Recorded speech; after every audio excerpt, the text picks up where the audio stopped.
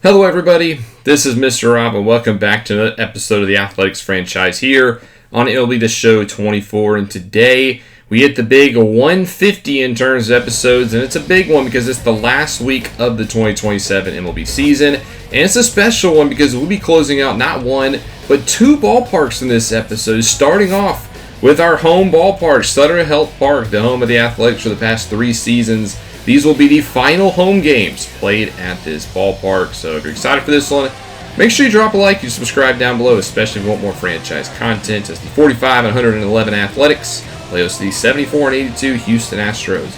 Ken Waldichuk on the mound for the Athletics to kick off this final series in Sacramento as Corey Julks will lead off for Houston.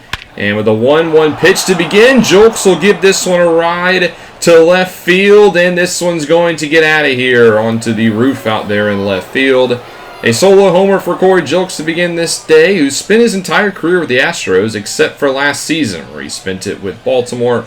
Came back to Houston this offseason. He's been good for the Astros, who have disappointed down the stretch, but he gives Houston a 1-0 lead here.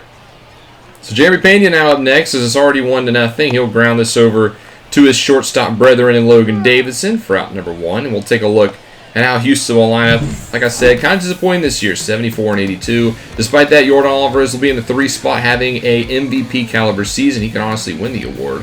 Vinny Pasquantino at first, Chas McCormick is the DH, Jake Myers in right, Logan Cerny in center, Dari Lorenzo at second base, and Maxwell Romero at catcher. Here is Yordan Alvarez, and he will give this one a ride to right field, and that one's out of here in a hurry. An absolute laser to right field for Yordan Alvarez. It's his 41st home run of the season. Like I said, he could really be in the MVP conversation. He leads all the American League in RBIs. He's a 2-time playoff MVP. I feel like a regular season MVP is the next step. Nonetheless, it's now 2-0 Astros here in the first, as Vinny Pasquantino, the former Twin, up next, who's acquired in May, and he will be thrown out on the strikeout. Chas McCormick 0-2 will swing and miss, so Waldichuk gets 3 Ks, but he also will give us a 2-0 deficit. On the mound for the Astros will be Taj Bradley, who did not have a good last start versus Toronto. 5 earned in an inning and 2/3, so hopefully the Athletics can take advantage. Garrett Hampson will lead off for the A's, the former Cardinal, who will swing and miss on a fastball. First strike 3. Jordan Diaz playing first base today, a couple of banged up A's in this one, no Geloff or Noda. And Diaz will suffer the same fate as Hampson did by striking out. 2 down now for Elliot Ramos, who hits a fastball up the middle, and we're going to get a base hit here in the first inning, as the former Giant Elliot Ramos with a single with 2 down. Tyler Soderstrom now up next, first pitch to him, and he will hit this one through the left side of the infield. And that's 2 singles here for the Athletics with 2 down. Jacob Wilson out next, 1-2, sits on a curveball, and he will single up the middle, as that's 3 singles in a row. Ramos will be waved home, and he will score. It's an RBI for our All-Star this year, Jacob Wilson, and now it's 2-1.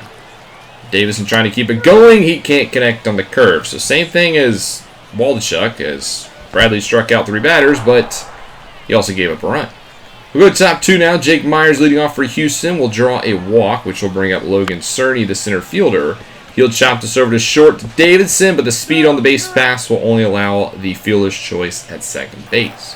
So now 1 down for the rookie Dari Lorenzo, and he'll rip this one into the gap, and this is trouble because Cerny has some speed, and that should be an RBI double for the 24-year-old rookie from the Dominican Republic. It's now 3-1 Astros as they get the run right back. Maxwell Romero up next, playing his 3rd career game. He will hit this one into right center, trying to bloop it, but he can't, as that one's caught by Hampson. Nice over-the-shoulder grab. 2 down now for Corey Julks, who swings and misses, but Houston will get the run back here in the 2nd. We'll stay with our offense into the 4th now, as it's our team at the plate. CJ Stubbs comes in left field. Yordan Alvarez actually suffered a minor injury in this game, so he would be pulled. We're actually going to go bottom 3 as Jordan Diaz leads off by striking out. That's already the 6th strikeout of the day for Bradley. There's only been 7 outs. Ramos up next also will go down on a changeup right down the middle. Not sure why he didn't pull the trigger there. So 2 down now for Tyler Soderstrom, and he will also strike out, as that's a 3 in a row for Taj Bradley, who has been a strikeout machine.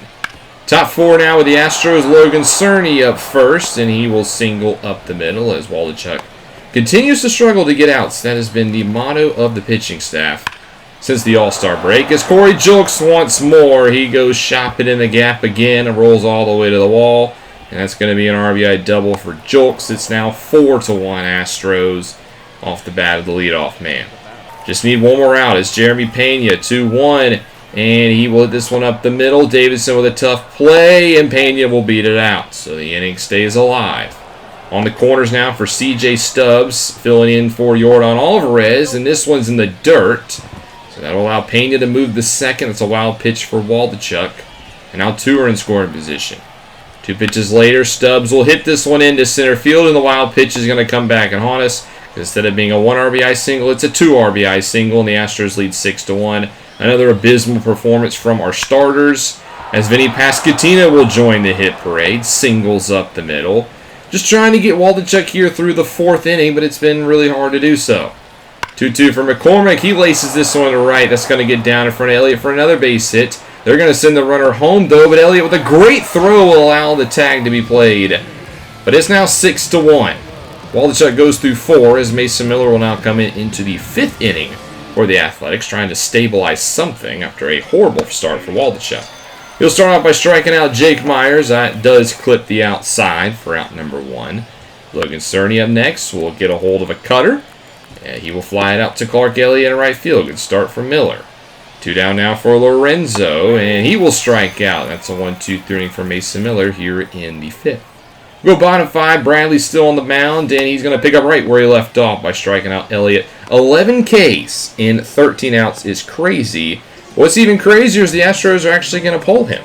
So Bradley will not go 5. Spencer Arrighetti is now in relief for the Stros, their long reliever. I know Bradley's pitched a lot of pitches, but you're up 6-1. You might as well let him just at least go the 5. Nonetheless, Arrighetti will pick up right where Bradley left off, and that's by striking out the first batter he faces. And then Hampson with the first pitch will not strike out, but he will fly out, as this one's caught by Jake Myers to end the 5th. We'll go all the way now later into this one, the 6th inning, as Joe Barlow will come in relief. Trying to get him some more innings down the stretch. He's been the setup man, but we haven't had many leads at this point in the season. He inherits 1 out here in the 6th, then he gets Julks to fly out for out number 2.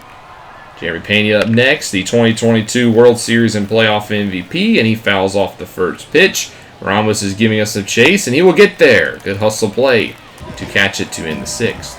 We're going to go all the way to the 9th inning now. Lucas Erceg in relief, making his 3rd appearance. Just trying to get some other guys some work at this point in the season. And our former closer will start by striking out Maxwell Romero Jr. Bullpen's actually been very good this game. It's been the opposite of what we usually see, as Waldichuk had a horrible start, but the bullpen's been pretty good. There's 2 outs now for Pena as he chops this over to the 3rd baseman Wilson, and he will record the out. So the bullpen doesn't give up a run in this game. However, we have only scored 1 run. The Astros in the bottom of the 9th will turn to J.P. France to get the final inning of work. Not been a good season for him, as both lefties and righties are hitting above 300 against him.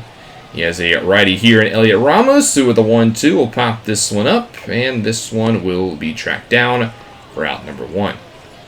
Soderstrom now in the 4th spot today, 1-2, and he will swing through a fastball for strike 3, which means the game comes down to Jacob Wilson. He has the only RBI today, trying to keep it alive here, and he will. He gets a changeup down the middle, and he will single it into center field. So the game stays alive for at least one more batter. It's Logan Davidson with the first pitch, rips a rocket over to first, but Pasquantino stabs it, and that will end this one. The Astros win by a final score of 6-1 to start this final series here at Sutter Health Park.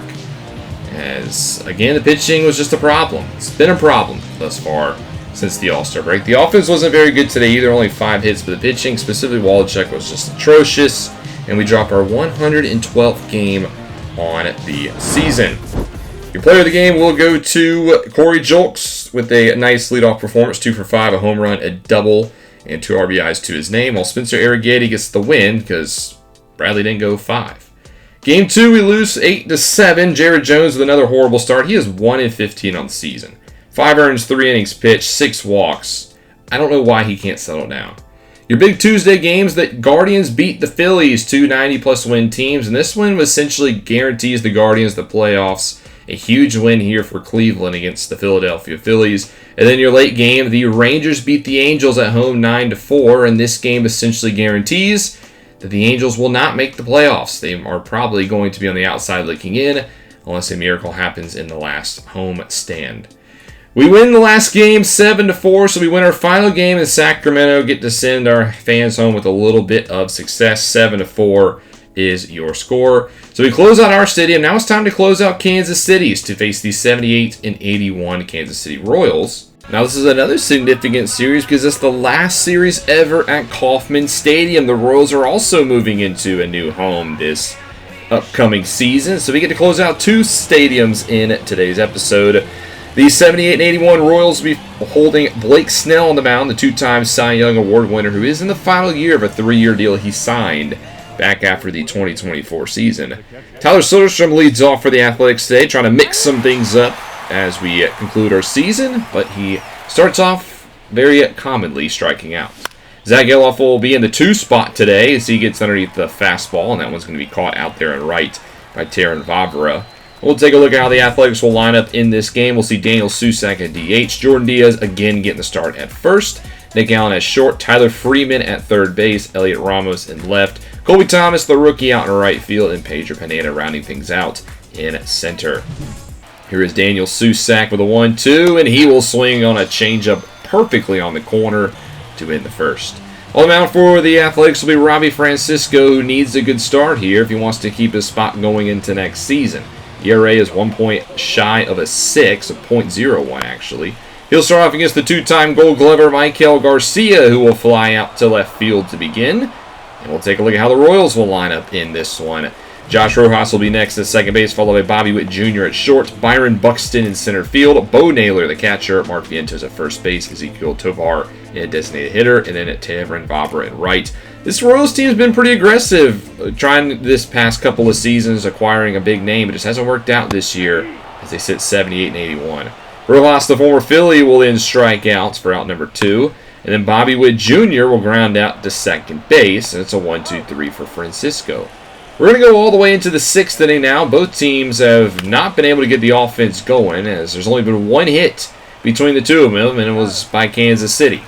Ramos starts the 6th by grounding out, and then Colby Thomas actually gets plunked. So the Athletics finally have a base runner, breaking up what has been a perfect game so far.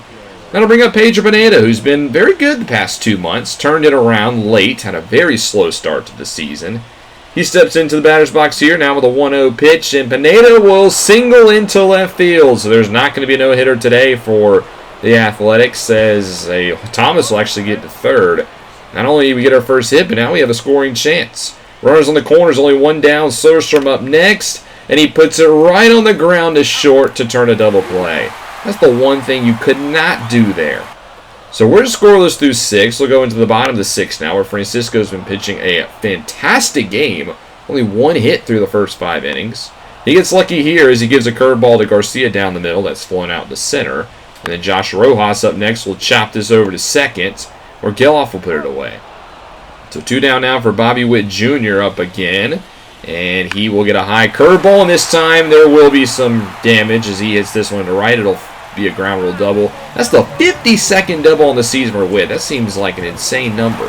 That'll bring up Byron Buxton, the former Twin, who was acquired before the season in a trade. I'm surprised Minnesota traded him to Kansas City. It's worked out for the Twins, and this time he's going to strike out. So both teams scoreless through 6.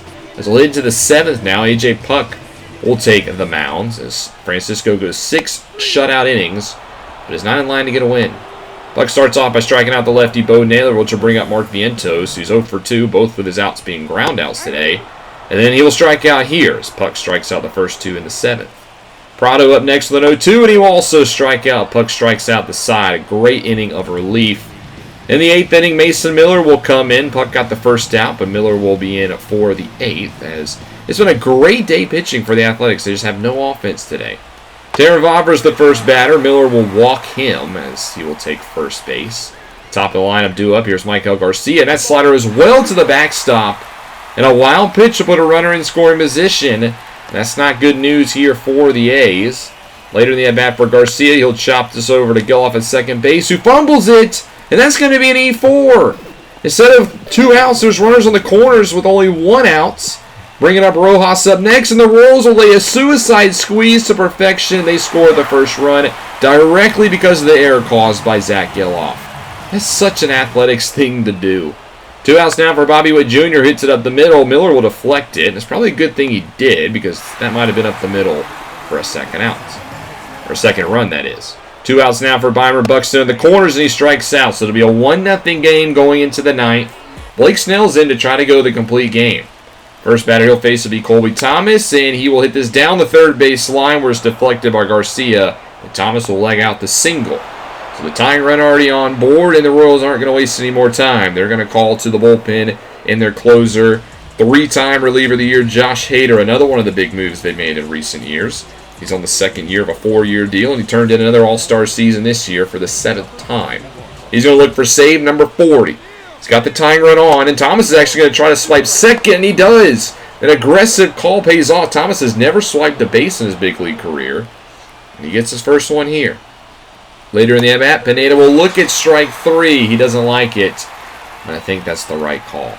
Soderstrom now up next, who's hitless on the day, 2 Ks and a ground out. First pitch he sees, he rips a changeup into left, where it will be caught. Thomas looking to tag on the short side of the field. It'll pay off again, so aggressive base running. Got the tying run only 90 feet away for Zach Geloff. 1-2 pitch to Geloff. Game on the line. And he'll swing and miss on the fastball, and that'll do it. The Royals win by a final score of 1-0. What was a very quick, very pitcher-heavy game. Our pitching was great today. Only one run, and it wasn't even earned because Geloff was the one who bottled it with the error, which directly led to a run. But right when we pitch good, the offense doesn't show up. We can never get both going, it seems like, at the same time. And I guess that's why we've now lost 114 games on the season. Player of the game will be Blake Snell. He pitched 8 great shutout innings of work. And the Royals are able to get the win here, 1-0. Going into the second game of this 3-game set, the Royals win this one 5-4. Soderstrom goes deep for the 20th time. But again, we give our starting pitcher a lead early, and they blow it. 4-0 after the first frame, and within 2, they had tied it up. Your other big games on Saturday with some playoff implications. The Mariners beat the Angels. They were fighting for the last wild card spot, and this win clinches it for Seattle. So the M's will make the playoffs, while the Angels will not. In the late game of the National League side of things, the Braves get a big win on the road against Miami, and them and the Reds are coming down to the wire for the final wild card spot. The last spot that has not been clinched is between the Reds and the Braves, who are both tied with 92 wins. Now, the Reds have had the easier series. They've been in Colorado, but they lost the first 2 to the Rockies, while the Braves have been in Miami, and they've split the first 2 against the Marlins. So we'll see how these final 2 games play out to see who gets the final wild card spot. We'll start off with the Braves game since the earlier one. But before we get there, we got our final game. The Athletics win 8-3 to close out the season. It goes 10 innings, and we put up a 6th spot in the 10th. And shout out Jared Jones. He had a good start. 6 innings pitched, only 1 earned run given up. So at least we end on a W. But back to the playoff games. The Braves lose their game to the Marlins, 12-7. A 10 spot in the 6th. Darius Vines ejects the Braves from the game, and he might have ejected them from the playoffs. We'll see if the Reds win, and they do. The Cincinnati wins 2-1 in Colorado, which means the Reds have clinched the final playoff spot, which means the World Series champions from last year are not in the postseason. The Athletics are also not in the postseason. We finished the season 47-115. Unfortunately, that wasn't good enough to make the postseason. Shocker. So the regular season has come to an end, which means next episode we will go through the playoffs and have the Year 4 recap as we gear up for the move to Las Vegas. So next episode, we'll recap the team, simulate the playoffs, and figure out who will be in the World Series as we get ready for another offseason. Now, I do think the offseason will be premiered next Friday. I think I'm going to give it a week to get there and just kind of wrap some things up and set the stage for what should be an exciting offseason as we prepare for a move to Las Vegas. Thank you guys so much for watching. Thank you guys for staying tuned with another season. I know a lot of the support has died off with this series going to the 4th year with MLB The Show 25 coming out. But hopefully we can get some excitement back as we move to Las Vegas going into year number 5. We should be kind of aggressive this off season because we're moving to a big market town and this is a chance to show out. So I think we'll be a little bit more active in the off season. But thank you guys, those who have stuck with the series. I really do appreciate it. If you've enjoyed, make sure you drop that like and you subscribe down below, especially if you want more franchise content. This is Mr. Rob, and I'll see you in the next one.